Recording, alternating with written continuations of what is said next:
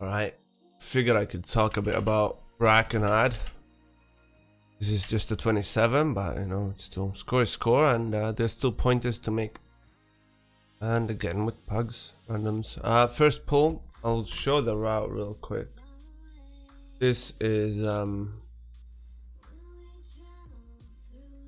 route. First pull here, second pull here. Play this, play this. There's some percentage missing here, like some elementals, some flashes, but whatever. I did end up skipping one rot hexer as well, and I don't know what is up with the percentage. Right, you can skip the rot singer. That's what they would usually do, but instead of doing that, I played it. But you should probably skip it and play the rot hexers instead of the rot singers. However, we're not taking the hunter into the first pull, because if it doesn't die first, it might start shooting people in the fucking dead, alright? Setting this up, you could have a mage pull that pack, and that way you would be able to start pumping sooner. Rotating everything from the start, I pre-popped last time before the key, and then as soon as it's 15 seconds left of the 4-set buff, I pop it again to have it up for a longer time. However, I did pop it a bit weirdly here, got it up late again. Look out for the War Scourge kicks. Everyone can solo kick the fear, I think, in this group, but you should have priest, evoker, or mage do it, both, and then you kick the mystic, the rest of you. Watch out for the bites when they're bolstered. They're gonna one-shot DPSs or healers, even if it's tyrannical. Now we're having the evoker or the healer go for the first cage. The priest is gonna mind suit this cage, and I will open that one. The priest is gonna go to the middle, and ideally he would use Wayne-stone from the evoker's talents afterwards to TP to us, but that's failing. So I'm chilling a bit, but I'll take the pack, and I'm trying to move close so he can use it to TP over, but the evoker doesn't fucking get it. So the priest is trying to proceed, and he forgets that War Scourge is see-through, cannot be mind-soothed anymore, so we're trolling. The healer died as well, but we're still living, and the pull is fine. It's only a 27 as specified. Try to keep stops for the claw fighters trying to charge people. If you don't have stops, charge them to root them for a second, and you can also hamstring them. Try to focus the hunter or the War Scourge. Ideally, you focus the War Scourge, but kill the hunter before the rest of the pack. Just so he doesn't kill anyone else whilst being bolstered. Gonna move forward. We've got all cages open. Once we open this one, we're gonna mind suit this and sleepwalk that mob, so we can pass. The fuck is this? We're skipping that song.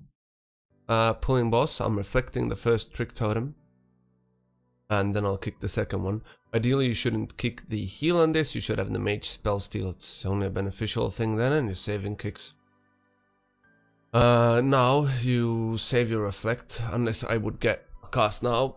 But ideally, you don't reflect the bolts if he's like now. You can see it's 20 seconds until Gash 2 will cast his blind, so you save your reflect for that. I do fail that once on this fight. I was hoping that I could get it. I'm reflecting it. Keep in mind that he's taking additional physical damage now. If I recall correctly, it's 150%, so I would recommend, if you do physical damage, that you focus him for this time, especially if Trick Totem is not beneath 30%. Once Trick Totem is beneath 30%, I would recommend focusing Trick Totem. The way this boss works is they all get a haste buff based off of the group's health, and if once one is beneath 30%, they enrage. Kill Trick Totem, we move to the pack, but one of the bosses, I think it's Axlaw, that does a cleave ability on his melee attacks, so I'm trying to stay away from the group. So this is when I failed the full effect. I got it up a second too late. I've got a hard time moving anywhere right now because I'm surrounded by people all around, and that's a negative thing. However, we're moving to the pack. What you want to watch out for here is this might be naughty without reflect on Gash Tooth. You want to stop the fixates, and about it. focus bosses. So you open the gate, then you can drag the War Scourge if you have to. We're gonna open this very first cauldron and we're gonna take our elixir so we can cleanse the seas. I usually don't have to use it too much because I'm using Stoneform more. First pull is gonna be with a Rotsinger. This is not the best pull that you can do. You could go bigger, go to the right and take the tree with you and go big. But it was fine here. Now I'm chaining the tree in and a bit more because I don't really care about 2 bowstring stacks too much. Not gonna be too big of a deal. A bit scary, but we've got AoE taunts, so I just charge in and I AoE taunt them. Always try to be ready to kick because you never know if anyone else is or not.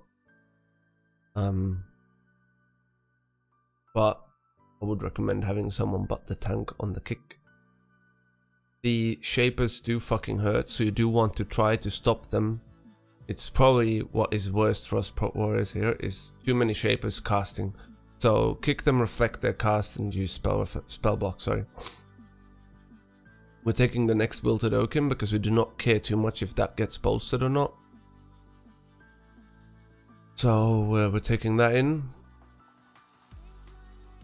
As soon as the elders are dead, we chain into the pack and we kill the Rotsinger, and then we go again. And I tell them to Bloodlust right after. Finish this pack, move upwards. I pull these down. Pull this, and then I tell them to Bloodlust before it's wasted, and that is gonna be next pull though, not this one. Watch out for the what is it called? Monstrous Decay, the big blob, right? He does a poison cast which ticks for quite a lot, and it casts on the closest melee. So either you try to bait it as a tank, or you need to have people that are aware of what the fuck's going on. But you can also outrange it when he casts. When he starts casting, you can move away and you'll be fine. We'll kill things off and then we'll chain in the Rotsinger.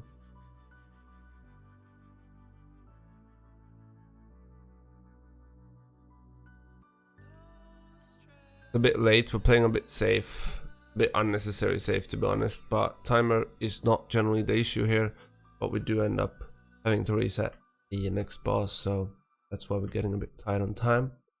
Finishing those off, ideally what you would do right now is you would kill off the lashes and then pull the side pack, but the mage dies and the Palai zoom. So we're chilling for a bit, trying to kill one off, and then I chain instead because I'm like, fuck that. Shouldn't be an issue. Mostly tank damage and the lashes, so if you kill one oak, it should be fine. As long as people don't stand near the decays. We change the boss, but the priest and the evoker fuck up. They should be going into the boss since they're the ones that have windstones, so they should TP out. What I mean by that is when he does his dragon, you can use windstone to TP out and therefore in that way remove the shield from the boss. However, the paladin goes in and he doesn't have bubble, so he dies. He doesn't have things. He could have rallied though, and it would have probably been fine. That's my bad. So we reset it and go again. Now you can see what happens. The Evoker went in, he uses Windstone, and now he's out. I will go in on the next one. I will use Windstone and I will get out.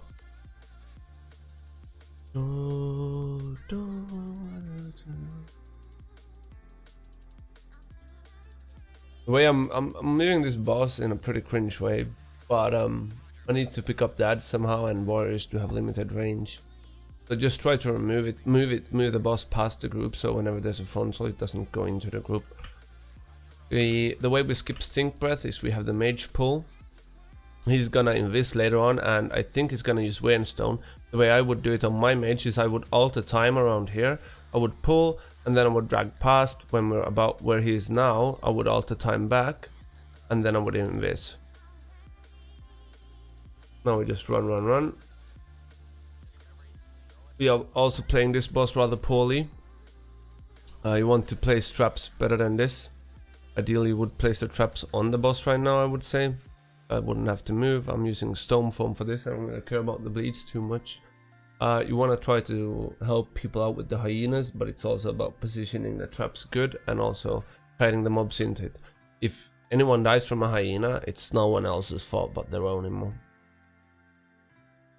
Make sure to kick the boss. Watch out to not get knocked down by gut shot.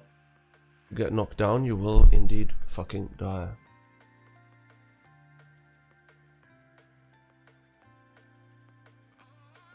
Clicked. What I try to do when it dies is I'm trying to be close to the next place. As you can see now, I'm just insta running, leaping over, and keep them stacked here. I pulled 2 raw textures, and now we'll pull the war scourge in a bit as well with this, and then we'll also pull the wither biters on the side. You just use everything here, kill them off. You don't want more than 2 raw textures at a time, because you don't have, usually wouldn't have enough disease dispels unless you would be next to a cauldron, but it's still a bit messy and should not be needed whatsoever. We finish it off. Pull this. We pull 1 rot hexer into this, I think, because we've got quite a lot of percentage already since I played the rot singers before. Watch ground with the, and watch out if you're running out of defensives and they're just casting on you, because the casts do hurt. Try to rotate defensives and spell reflect and stuns on them.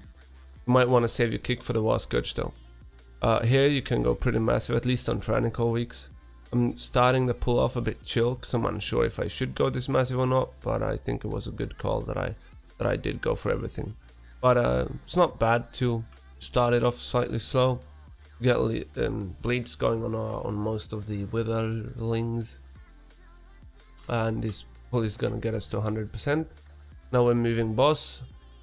If when you're at push keys or at push key level, you can try to save outburst procs for totems. Since I don't have a beacon either, I don't know how much damage I ended up doing to totems. I think that could be relevant information.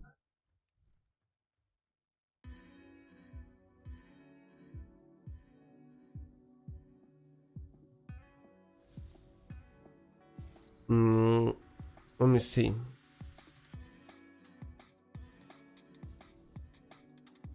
I did 5.2 million. I did about a bit more than half of what the DPSs did, and 50% more than the healer almost.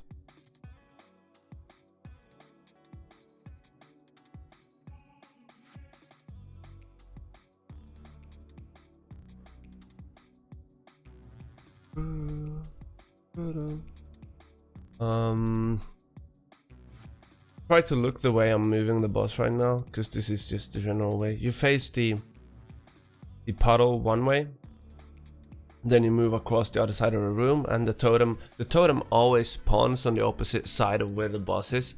So let's say this is the middle, I'm standing here, the totem spawns here, right? So you always want to try to not bait it in a way where the puddle is going onto the totem. Bait the totem to be after the puddle. And same thing, moving across the room, gonna do the K-strike, and now he spawns totem. Also, you might want to consider when to actually damage the totem and when to damage the boss. And at 27, we've got more than enough damage to, when we have CDs, we've got more than enough damage to kill the totems. So at times like this totem, I should have attacked the boss a bit more than the totem. But we're chilling more or less. In the end, I would say that don't worry too much about making up good routes. What matters is cages at the start. Do them quick, do them right. That's what's gonna save you a lot of time. And after that, don't wipe. Then you should be more or less fine.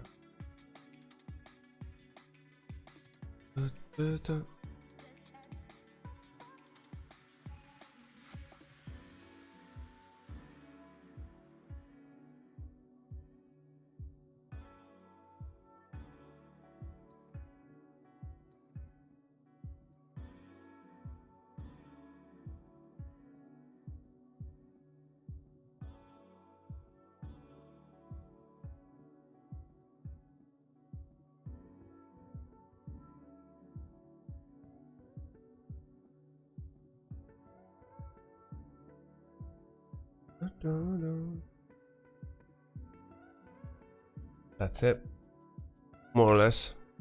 easy 20 score, I think it was. So we're closing up to 3.5k on the warrior right now.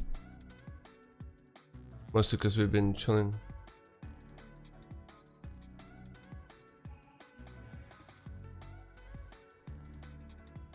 Do. 3478. Still got a 23 Hoy, 24 old, 24 null, 25 VP, 26 freehold. A lot of score to get home. Right, I'm gonna head off. Thanks for watching.